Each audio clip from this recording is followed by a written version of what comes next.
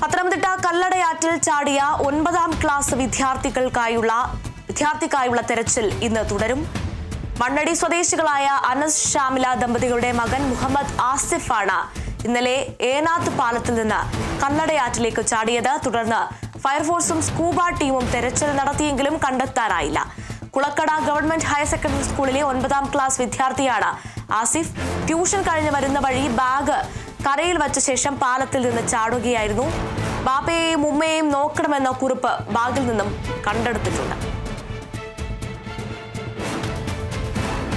പത്തനംതിട്ടയിലാണ് കല്ലടയാറ്റിൽ ചാടിയ 9ാം ക്ലാസ് വിദ്യാർത്ഥിക്കായുള്ള തെരച്ചിൽ ഇന്നും തുടരുന്നത്. മണ്ണടി സ്വദേശികളായ അനസ് ഷാമില ദമ്പതികളുടെ മകൻ മുഹമ്മദ് ആസിഫാണ് ഇന്നലെ ഏനാത്ത് പാലത്തിൽ നിന്നും കല്ലടയാറ്റിലേക്ക് ചാടിയത്.